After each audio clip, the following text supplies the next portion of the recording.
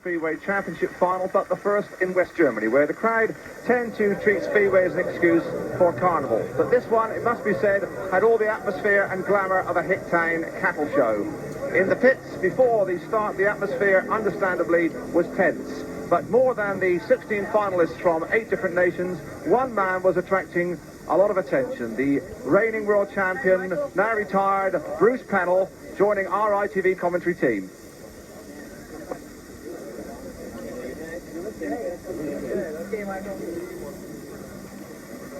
Anxious moments of machine scrutineering when details regarding the regulation on carburetors and silencers are checked under the eagle eye of the German officials. Couldn't get this one through scrutineering, boys, but it'll do as a spare, I think.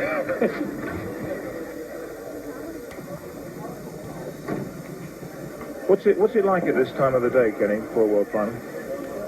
Well, I don't know, you know, pretty good really. Been playing with my baby this morning and having a few laughs and jokes with my dad and that, and just hope we can laugh afterwards. What's the track like?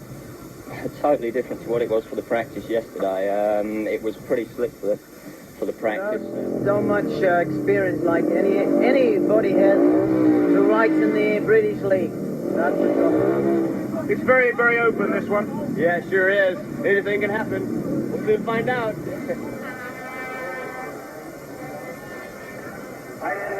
What does the track look like?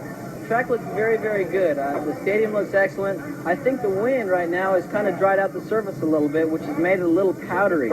It does have a bit of grip on it. They even may have to water it. They've had a little rain last night. The track looks beautiful, though. Heat number 1, and we watch for Michael Lee on the outside, one of England's main hopes. And he's made a flyer from the start. Dennis Sigalos gets to the corner with him on the inside in red. But there's a fabulous picture of Michael Lee going very quickly indeed, stretching away in Heat 1. And obviously Mike the bike looks well set up here today. Michael, what a good start that was. You gated superbly. Yeah, I thought I was going to miss it. You know, I kind of half dropped the clutch, and then as the toes went, I wasn't sure whether they were going to go. And well, I got there. I only just bothered skinning me teeth, so I tell you, it was bloody close. Heat 2 with Ollie Olsen in the blue helmet colour on the inside, Billy Sanders. Olsen, the oldest man of the final, gets a nudge going up to the corner. Sanders is in front, and the Australian, who we felt would be a dark horse with his experience of riding big tracks like this one. Heat 2 looks pretty sharp here in Germany. And Heat 3 coming up with Kenny Carter, perhaps England's main hope, coming into the action. But in his first race, he faces the dangerous West German Egon Müller on home soil. Müller on the outside, Carter on the inside and red, then Heat 3. And what a start from Egon Müller in the yellow and black helmet colour. A jet-propelled getaway. Carter moves over Zenenfleck into second place. But Müller is going for his life, and conditions obviously suit his style ideally.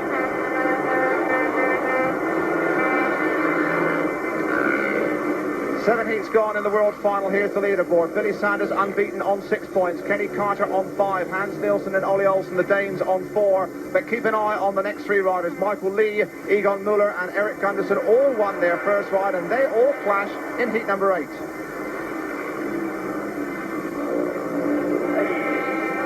So heat 8 now growing in importance and vitality, because we've got Michael Lee, as you can see on the inside. This is Eric Gunderson coming into our picture. He'll be in yellow and black, the little Crowley Heath, number 1 now, one of the favourites for this title.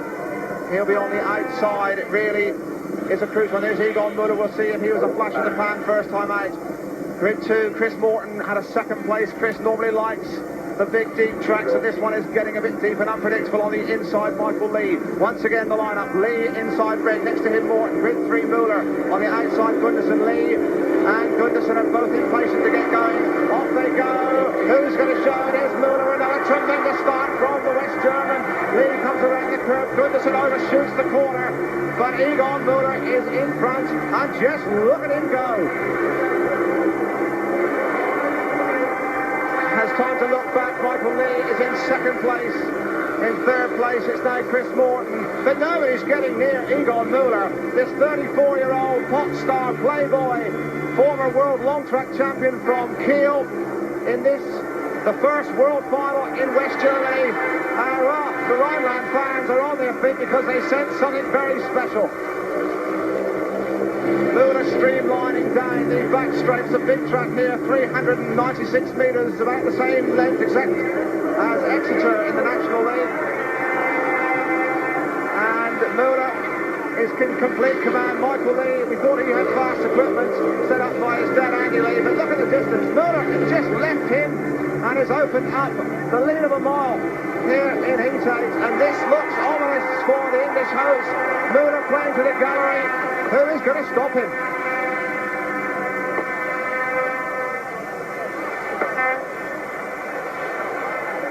So Egon Müller joins Billy Sanders on the leaderboard in the front on maximum points.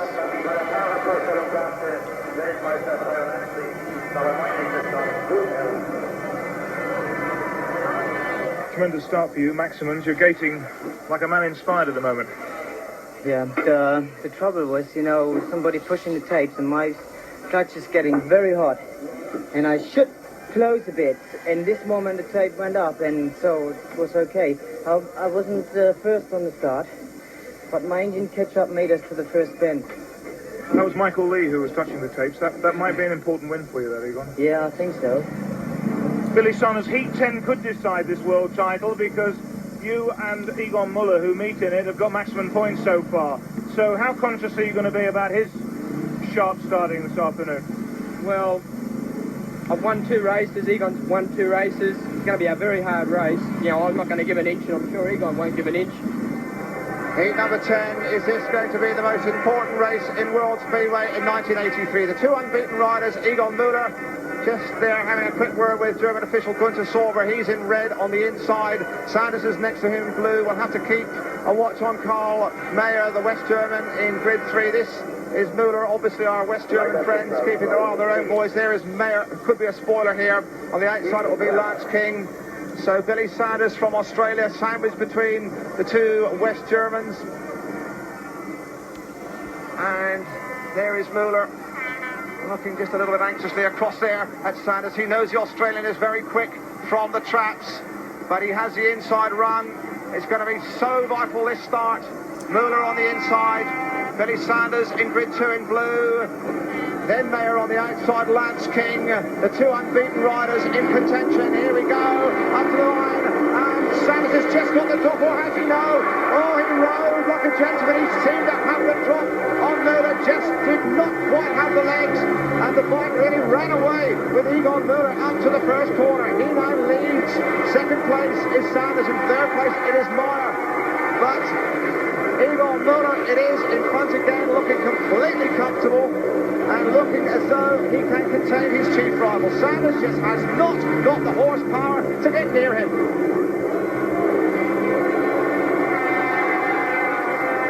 Well, here's Müller, had a spell in the British League in 1973 with Hull, looked good, but has never shown any inclination at all to ride in Britain. I don't think so either, actually. He can make a fortune on the continent. 3 times world long track champion, a pop star in his own right, with a nightclub act. In fact, it's a drag act.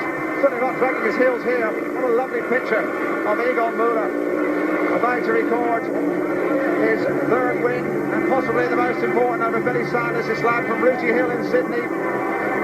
Here's Müller, a mile in front. They do space themselves out. He wins it. Second place is Sanders. Third is Karl Mayer. And the hunting horns of the Rhineland are sounding, and already it looks as though it's going to take a good man to beat Egon Müller.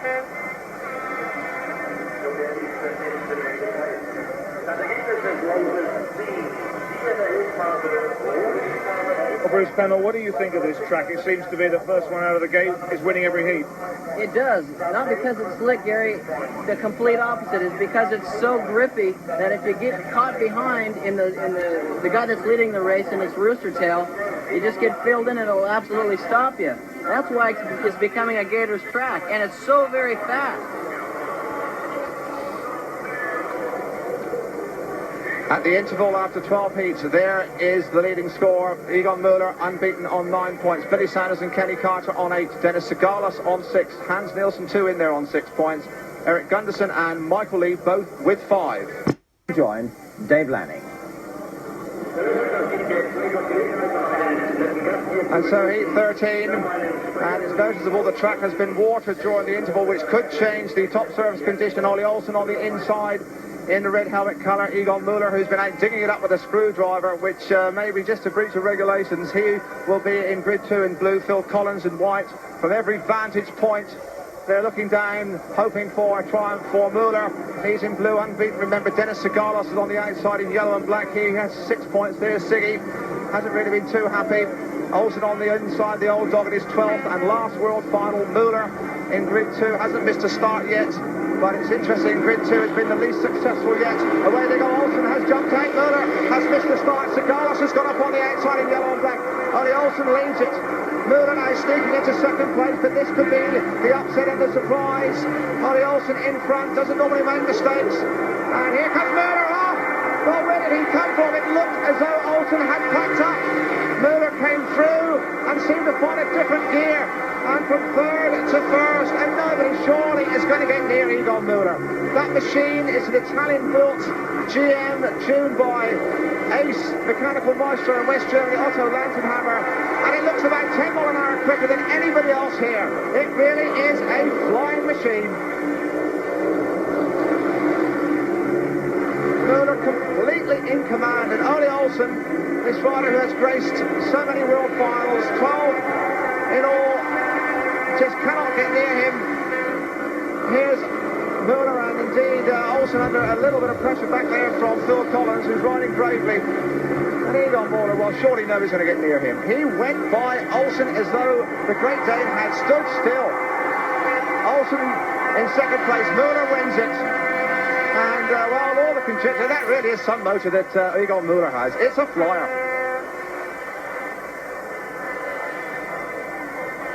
So Müller has won 4 races, and surely nobody can stop him now.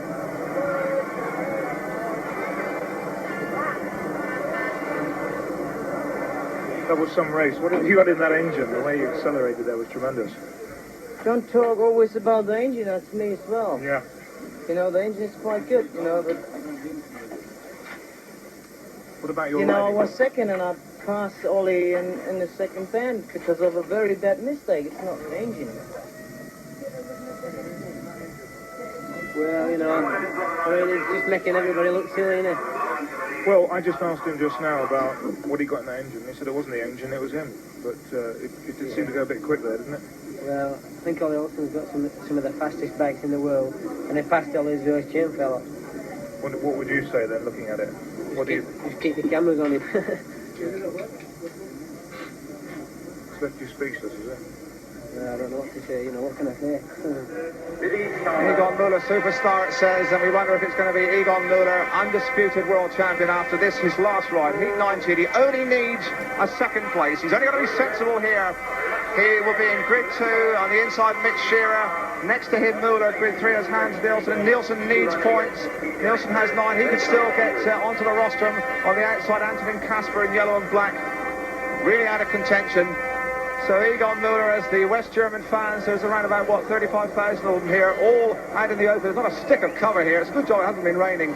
And there is Müller. Well, there's no rain on his parade. The sun has shone on him throughout the afternoon. It has gone exactly his way. The track looks to be prepared absolutely suitably to him. Müller here in blue, the 34-year-old, bidding to become West Germany's first ever World Speedway champion. He's won the long track championship 3 times. He's just got to be sensible here, sit back. He just needs a second place as the tapes go in gate number 19. We're looking for Nielsen. Nielsen has gone away. Müller has made a disastrous start, and Müller's gone down the curve. And was his wheels over the line? It looks as though just his front wheel was over the inside curve there. They'll be talking about that one. But from our television evidence, as Nielsen goes clear, Müller just seemed to have his front wheel over the white line. And the regulations say that both wheels must be over the line to be any kind of reason for exclusion. So Müller really living dangerously there. But he should care. He's sitting back in second place. There's no danger to him. Hans Nielsen could get into the first 3 for Denmark if he just sits tight. The West German fans are beginning to celebrate already. Nielsen is stretching away, looking back over his shoulder. Müller is not going in for any theatricals. Here is Nielsen in front. And Nielsen stops. Oh, Nielsen looks as though could be thrown a chain, and the crowd rise because, well, what else can happen for Egon Müller? It truly is his day. A stroke of luck right at the end. He's going to get maximum points, and it was way back in '78 with Ollie Olsen we last saw a rider get a maximum in a world final. And here comes Egon Müller, and listen to the crowd. And the flag marshal's on his knees. He fell over Hans Nielsen. The flag marshal on his knees, but not this man, Egon Müller. He's up in the clouds. He is the world champion for West Germany. He's hardly put a wheel wrong.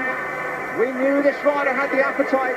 We knew he had the ability. We knew he had the skill. We knew he had the speed.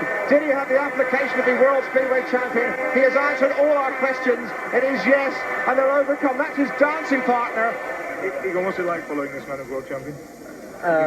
He's been world champion for the last 2 yes, years. Now you're the world champion. I know. And when I became the second world champion title at Wembley, and he was so happy, and I watching him, and said, "Oh, I should be once in my life that happy person." And he was, his eyes were, and my eyes as well today, because I can't believe in a moment. I can't believe. The German supporters were so behind you today. Yeah. After your second ride, your confidence was so high, you just didn't miss a beat. You were great. Yeah, I think normally it makes me nervous, so many people, so I like to stay by myself. But once we have to say about this beautiful engine, it is the Italy one. Yes. Masato, he's a rider as well. Yes, that's right. You know, and he spent his whole life to do this engine, and it is beautiful. Well, I'll tell you what, you proved it. You know, you're the best of the night. You're the new world champion. Congratulations again. Good job. Yeah. They'll give you the trophy in a minute. Yeah. No, you can't have the trophy, though.